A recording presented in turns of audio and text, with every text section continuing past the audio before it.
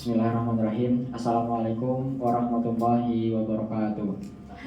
Bismillah, alhamdulillah, wassalatu wassalamu ala rasulillah wa ala alihi wa sahbihi wa mawalah wa man tabi'ahum bil ihsanin ila yaumil qiyamah. Rabbi israh li sadri wa yassir li amri wa hlul 'uqdatam min lisani yafqahu qawli. Pertama-tama marilah kita ucapkan puji dan syukur kita kepada Allah Subhanahu wa taala. Salawat dan salam semoga selalu terlimpah curahkan kepada Rasulullah sallallahu alaihi wasallam. Yang saya hormati Bapak Tommy Sujowardi MS selaku dosen pengampu mata kuliah Pendidikan Budaya Anti Korupsi dan teman-teman semua yang saya banggakan. Pada kesempatan kali ini kami ingin mempresentasikan apa yang telah kami diskusikan. Namun sebelum itu izinkan kami untuk memperkenalkan diri terlebih dahulu.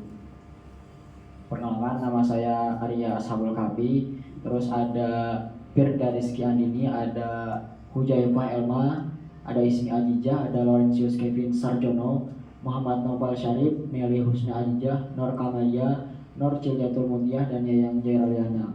Untuk mempersingkat waktu, kami mulai presentasi ini yang akan dibawakan oleh teman kami yaitu Hujaifah Elma. Kepadanya dipersilakan.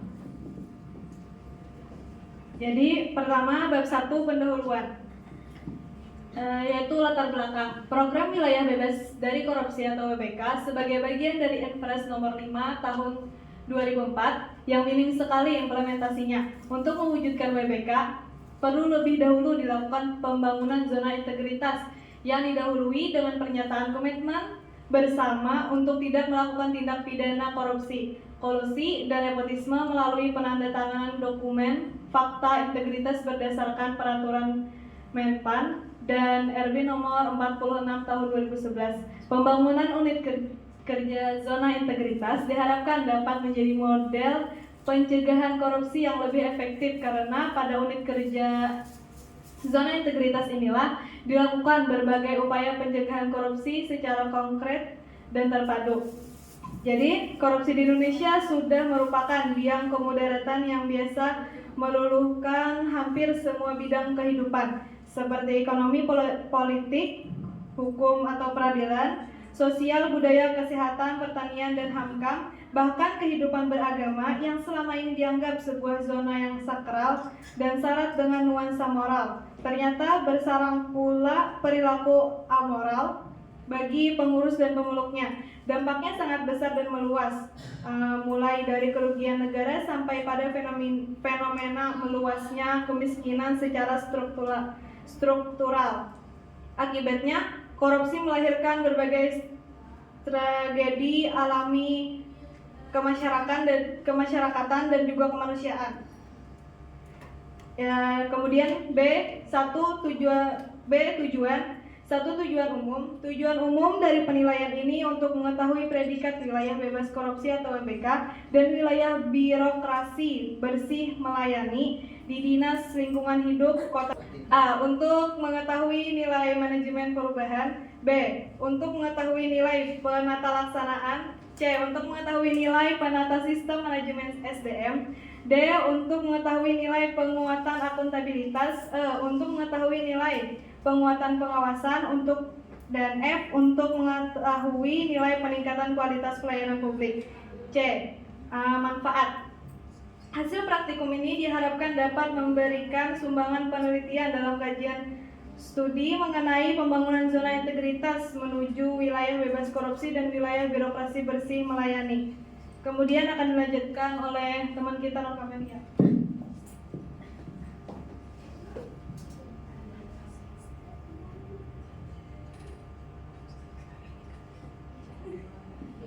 Memasuki pembahasan kedua yaitu bab 2 tinjauan pustaka, yaitu pengertian korupsi.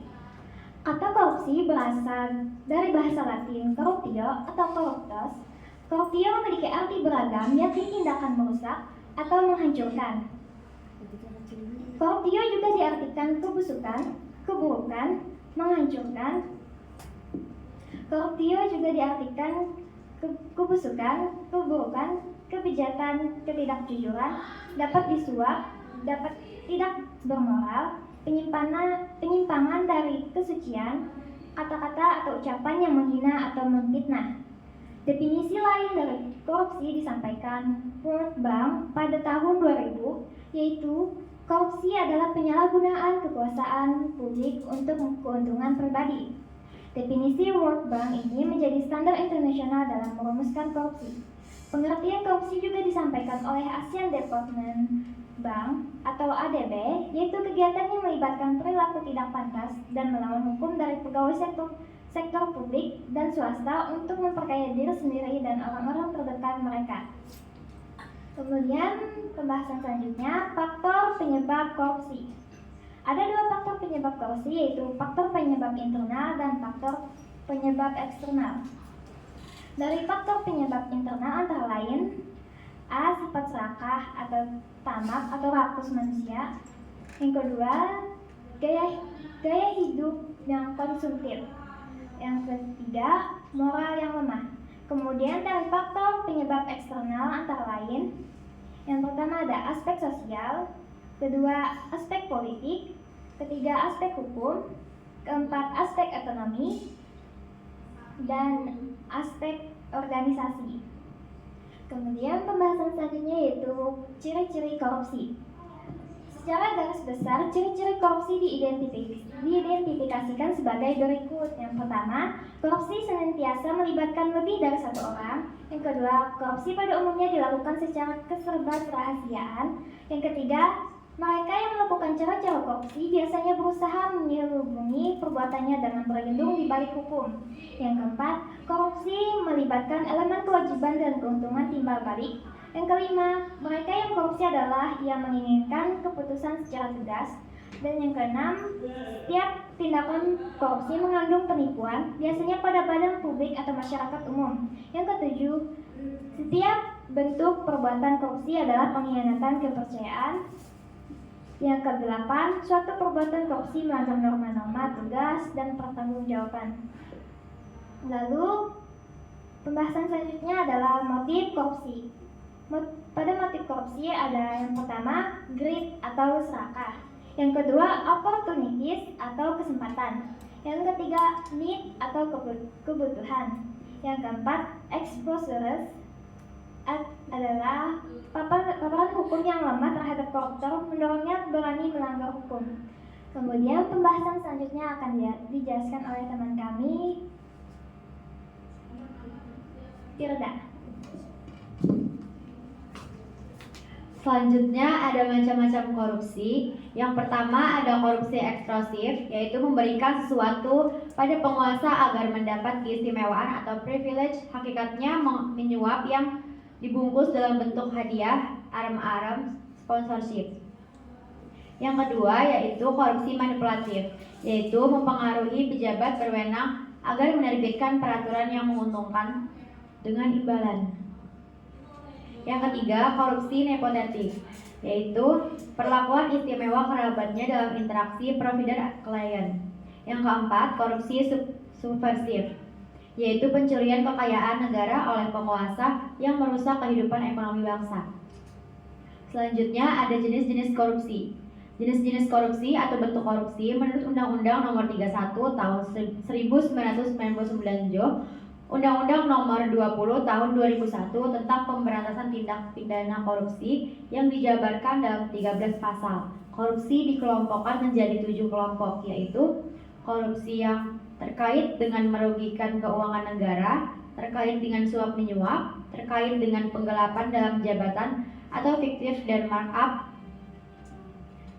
terkait dengan pemerasan, terkait dengan perbuatan curang, terkait dengan benturan kepentingan dalam pengadaan, terkait dengan gratifikasi.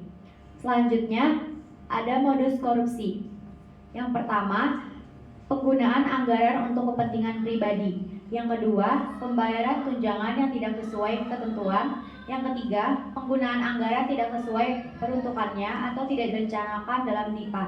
Yang keempat, sesuai peruntukannya tetapi tidak sesuai peraturannya atau belanja barang fiktif, markup, perjanjian fiktif. Dan yang kelima, penerimaan negara bukan pajak yang tidak disetor pas negara. Selanjutnya, pola korupsi yang akan dijelaskan oleh Ria. Baik, berikutnya ada pola korupsi. Pola korupsi terbagi menjadi 7, yaitu pola konvensional, pola kwitansi fiktif, pola komisi, pola upeti, pola menjaga order, pola perusahaan rekanan, dan pola penyalahgunaan jabatan dan wewenang. Berikutnya ada konsep korupsi. 1. Transaktif, adanya kesempatan yang dimanfaatkan oleh dua pihak, pemberi dan penerima, untuk mengambil keuntungan tetapi merugikan umum atau negara. Kedua, pemerasan, inisiatif pada penerima dengan menekan pemberi agar tidak mengalami kerugian yang lebih besar. Ketiga, yaitu definitif, pemberi secara sadar bertransaksi dan merasa diuntungkan meskipun negara atau umum dirugikan. Keempat, insensitif, pemberi yang dilakukan tanpa mengharap keuntungan langsung, tetapi berharap pada kesempatan berikutnya agar mendapatkan keuntungan. Kelima, yaitu nepotisme, hubungan kerjasama di antara orang yang mempunyai kekerabatan dekat menjadi kesejahteraan jika dilakukan secara tidak sah. Keenam, otogenetik, bentuk korupsi yang dilakukan seorang diri tanpa melibatkan orang lain, misalnya bendaharawan penerima tidak menyetor SPP beberapa mahasiswa kekas negara. Ketujuh, superlative corruption, diberikan tidak dalam bentuk uang tetapi berupa perlakuan istimewa dari atau kepada pejabat berwenang. Berikutnya ada bentuk korupsi. Bentuk tindakan pidana korupsi dan tindak pidana yang berkaitan dengan korupsi berdasarkan Undang-Undang Tindakan Pidana Korupsi KPK tahun 2011, yaitu 1. Melawan hukum untuk memperkaya diri dan merugikan negara. Kedua, menyalahgunakan kewenangan negara untuk kepentingan diri sendiri dan dapat merugikan keuangan negara. Ketiga, menyuap pegawai negara. Keempat, memberikan hadiah kepada pegawai negara karena jabatannya. Kelima, pegawai negeri menerima suap. Keenam, pegawai negeri menerima hadiah yang berhubungan dengan jabatannya. Ketujuh, menyuap hakim. Kedelapan, menyuap advokat. 9. Hakim dan advokat menerima suap. 10. Pegawai negeri melengkapkan uang atau memberikan penggelapan. Berikutnya akan dijelaskan oleh Arya Ashabul Kafi.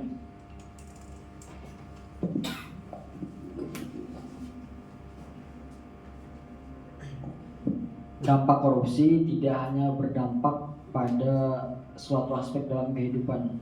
Korupsi menimbulkan efek domino.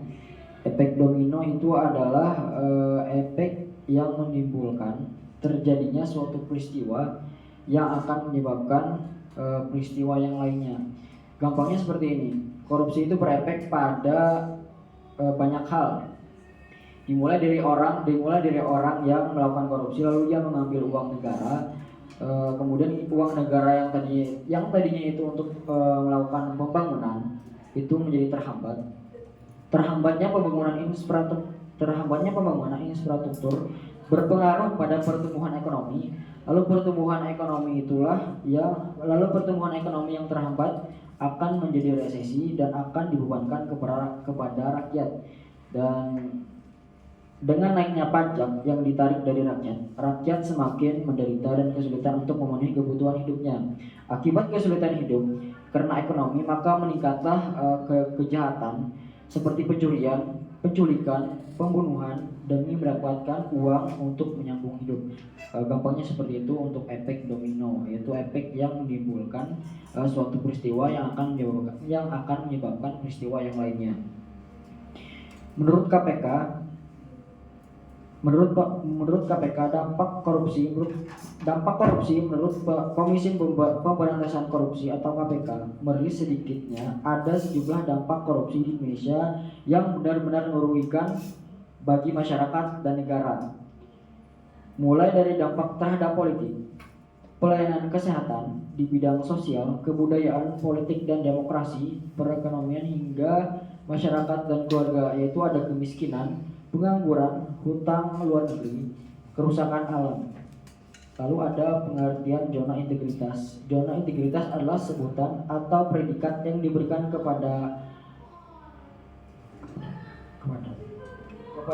kantor layanan pengadaan kantor layanan pengadaan yang pimpinan dan jajarannya mempunyai niat atau komitmen untuk mewujudkan WBK atau WBBM melalui upaya pencegahan korupsi publik, reformasi birokrasi, dan peningkatan kualitas pelayanan publik. Selanjutnya ada pengertian wilayah bebas korupsi atau WBK.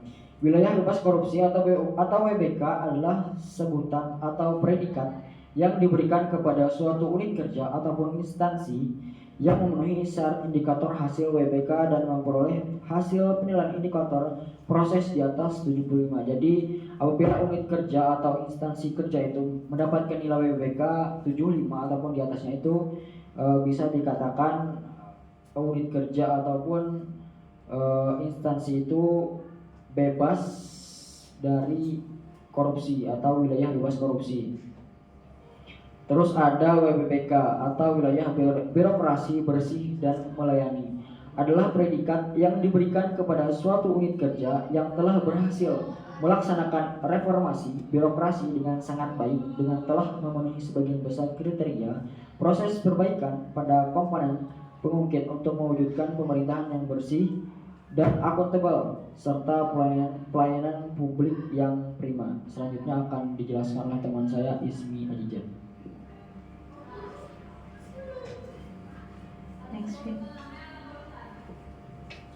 Nah, jadi di sini ada hasil dan pembahasan tentang penilaian Dinas Lingkungan Hidup Kota X. Yang pertama itu ada manajemen perubahan dengan nilai rata-rata 71,89%. Poin yang pertama itu ada tim kerja, nilainya 100%, di mana instansi tersebut telah membentuk tim untuk melakukan pembangunan dengan zona integritas yang ada pada setiap unit kerja di dalamnya dengan penentuan pimpinan yang berbeda. Kemudian poin yang kedua, di situ ada dokumen rencana kerja pembangunan zona integritas dengan bobot nilai 50%, di mana instansi tersebut telah mempunyai target yang relevan dengan tujuan pembangunan WBK dan WBBM, namun di dalam sosial media maupun websitenya itu tidak ada membuat sosialisasi, hanya berbentuk targetnya yang sama dengan tujuan pembangunan WBK dan WBBM. Kemudian yang ketiga, pemantauan dan evaluasi pembangunan WBK dan WBBM. Di situ nilainya ada 67%, di mana sebagian besar itu sudah dilakukan sesuai dengan rencana dan evaluasi setiap per 6 bulan sekali, dan evaluasi yang telah dilaksanakan akan ditindaklanjuti. Kemudian poin yang keempat, perubahan pola pikir dan budaya kerja, di mana poinnya di sini nilainya ada 75%. Instansi tersebut telah perubahan pola pikir dan budaya kerja pimpinan yang dijadikan role model dalam pelaksanaan dan memberi teladan nyata, namun belum melakukan hal tersebut. Agen perubahan yang ditetapkan belum ada, di dalamnya tetap telah dibangun budaya kerja dan pola pikir di lingkungan organisasi, dan sebagian besar anggota terlibat dengan pembangunan zona integritas menuju WBK dan WBBM. Next. Nah, selanjutnya di sini ada penataan tata laksana dengan poin rata-rata 76,80%. Yang pertama ada prosedur operasional tetap atau SOP kegiatan utama. Di situ nilainya 87%, di mana instansi tersebut semua SOP unit telah mengacu pada peta proses bisnis, yaitu pihak Dinas Lingkungan Hidup Kota X mengayomi dan membina ke setiap unit instansi agar menjadi lebih baik, dan semua unit telah menerapkan seluruh SOP yang ditetapkan organisasi dan juga melakukan inovasi pada SOP yang telah diterapkan. Kemudian yang kedua di sini ada e-government dengan bobot nilai 66,75%, di mana instansi tersebut sudah memiliki sistem pengukuran kinerja yang menggunakan teknologi informasi dan juga melakukan inovasi. Yang terakhir itu ada keterbukaan informasi publik dengan nilai 100%, di mana instansi tersebut memiliki kebijakan tentang keterbukaan informasi publik sudah diterapkan seperti info yang dapat dilihat di website dan dapat dibaca oleh semua orang secara online, serta sudah dilakukan monitoring dan evaluasi secara spontanisasi. Next. Yang ketiga, di sini ada penataan sistem manajemen SDM dengan nilai presentasi rata-rata 78,17%. Poin yang pertama itu ada perencanaan kebutuhan pegawai sesuai dengan kebutuhan organisasi dengan nilai presentasi 100%, di mana instansi tersebut yaitu kebutuhan pegawai yang disusun oleh unit kerja mengacu kepada peta jabatan dan hasil analisis beban kerja untuk masing-masing jabatan.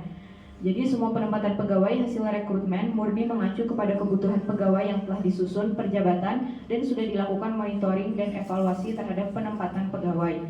Yang kedua, di situ ada pola rotasi internal dengan nilai persentase 89%, di mana dalam melakukan pengembangan karir pegawai telah dilakukan pemindahan karir pegawai, yaitu dilakukan antar jabatan sebagai wujud dari pengembangan karir pegawai dan telah memperhatikan kompetensi jabatan mengikuti pola mutasi yang ditetapkan organisasi.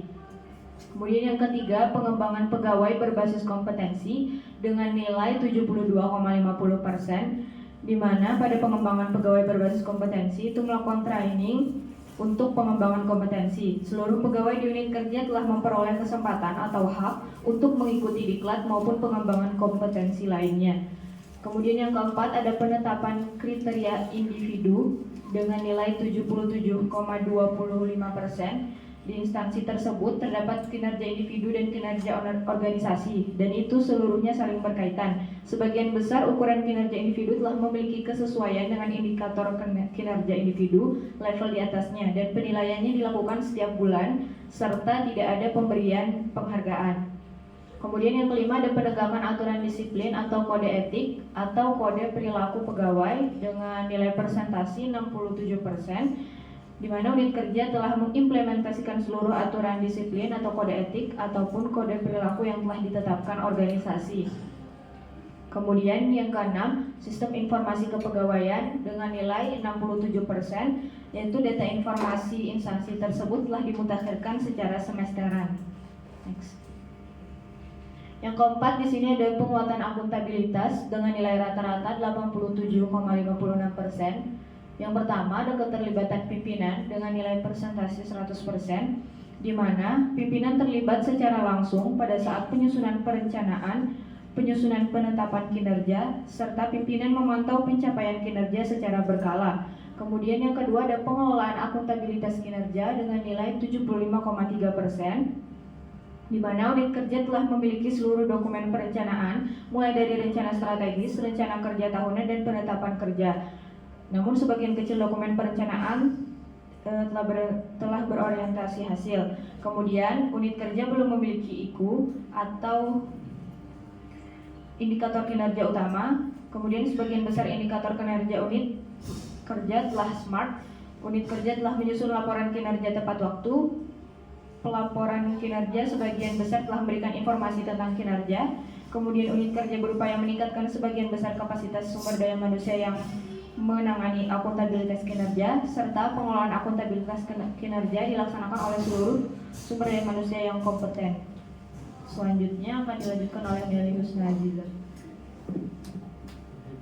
Baik, yang selanjutnya ada penguatan pengawasan, rata nilai persentasenya 63,34%.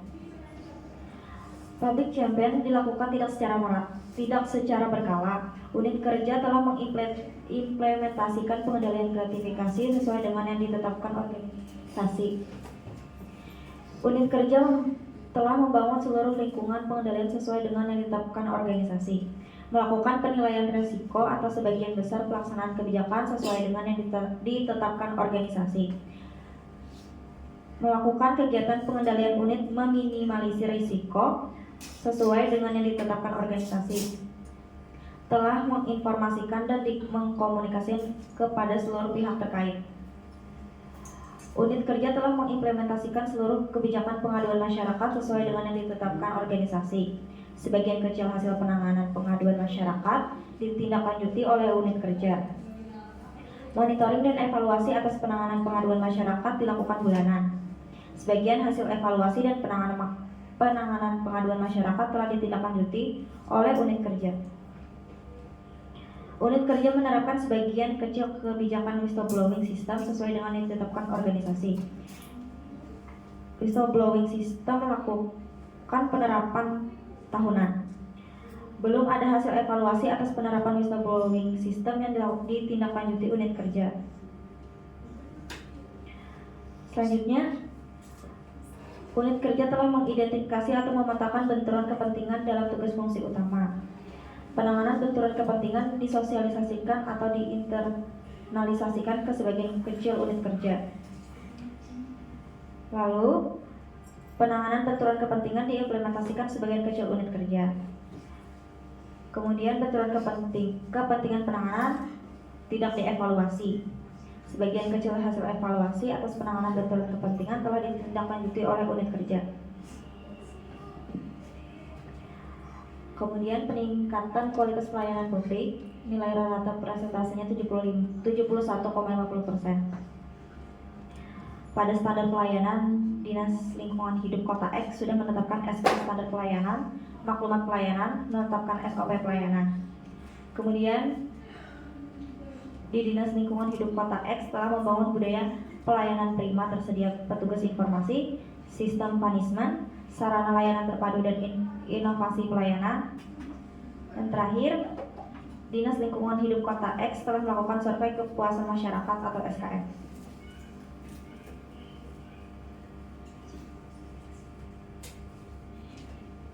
Jadi ini adalah total dari komponen pengungkit. Yang pertama, manajemen perubahan, rata persentasenya 71,80%. Yang kedua, penata tata laksana, rata persentasenya 76,80%. Penata sistem manajemen sumber daya manusia 78,17%. Penguatan akuntabilitas 87,56%. Penguatan pengawasan 63,34%. Peningkatan kualitas pelayanan publik 71,50%. Nilai total yang diperoleh dari hasil penilaian untuk Dinas Lingkungan Hidup Kota X yaitu dari nilai wilayah bebas korupsi atau WBK 74,86%, yang artinya Dinas Lingkungan Hidup Kota X mendekati standar nilai yang ditetapkan untuk mendapatkan predikat wilayah bebas korupsi atau WBK. Selanjutnya akan dijelaskan oleh teman saya, Zaira. Oke, kesimpulan dari kegiatan praktek penilaian wilayah bebas korupsi WBK dan wilayah birokrasi bersih melayani WBBM Dinas Lingkungan Hidup Kota XX didapatkan pada komponen manajemen perubahan 71,80%, penataan tata laksana 76,80%, penataan sistem manajemen SDM 78,17%, penguatan akuntabilitas 87,56%, penguatan pengawasan 63,34%, peningkatan kualitas pelayanan publik 71,50%. Jadi nilai total yang diperoleh yaitu sebesar 74,86%, yang berarti belum memenuhi standar penilaian yang telah ditetapkan untuk mendapatkan predikat wilayah bebas korupsi WBK. Saran untuk Dinas Lingkungan Hidup Kota XS agar melakukan monitoring dan evaluasi terhadap seluruh perencanaan, pelaksanaan, dan pengawasan di tempat kerja untuk menuju wilayah bebas korupsi WBK dan wilayah birokrasi bersih melayani WBBM, serta terus melakukan penataan terhadap sistem penyelenggaraan pemerintah yang baik, efektif, dan efisien sehingga dapat memberikan pelayanan kepada masyarakat secara cepat, tepat, dan profesional. Sekian presentasi dari kelompok kami. Kurang dan lebihnya mohon maaf. Wabillahi taufiq wal hidayah. Wassalamualaikum warahmatullahi wabarakatuh.